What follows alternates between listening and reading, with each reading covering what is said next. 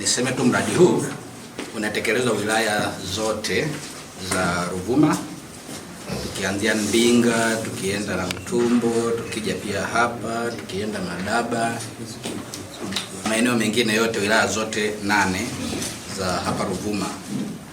Na mradi huu tuko wadau wakubwa 4 kwenye mradi, ambapo tuko sisi watu wa PAS, ambapo ndo kama msimamizi mkuu wa rasilimali zinazoenda kutumika kwenye mradi wa soya. Lakini pia tuna wenzetu wanaitwa Mkode. Wenzetu wa Mkode ni watekelezaji wakuu huko chini, yani kufanya kazi na wakulima moja kwa moja na sisi. Lakini pia tuna wenzetu wengine wanaitwa ubalozi wa Norway, wao ndo wafadhili wakubwa wa huu mradi. Lakini tuna wenzetu pia wa Agukot, zamani walikuwa wanaitwa Sagot. Sasa hivi wamebadilisha, wanaita Agukot kwa sababu sasa wana oversee Tanzania yote. Zamani ilikuwa ni Southern Corridor of Tanzania, lakini sasa hivi wanaitwa Agukot kwa sababu wanashughulikia Tanzania yote. Wenzetu pia wanatusaidia kwenye baadhi ya majukumu ya huu mradi.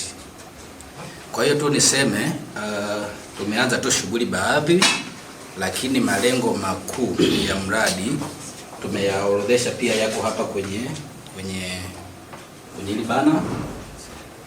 Lengo kubwa mojawapo la mradi, tumelenga tuongeze uzalishaji wa zao la soya.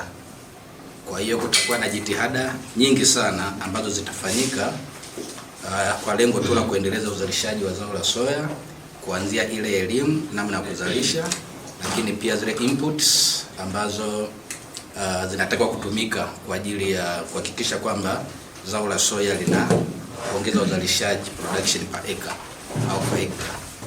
Lakini pia tuna mpango kwamba tuweze kusimamia swala jingine la access to market, namna ambavyo sasa ile soya itakayozalishwa iweze kufikia wale wanunuzi ambao wanaweza kununua kwa ajili ya kuendeleza wale wakulima ambao wanafanya hilo zao la soya.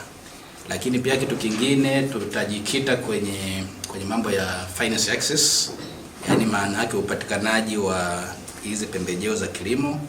Sisi kama PAS tutahakikisha kwamba tunajitahidi kufanya kile linalowezekana kuhakikisha kwamba mkulima anaweza kupata zile huduma zote zinazoendana na mambo ya fedha kwa ajili ya kuongeza uzalishaji wake. Kingine tunalenga pia tuweze kuhakikisha kwamba mambo ya sera yanakaa vizuri.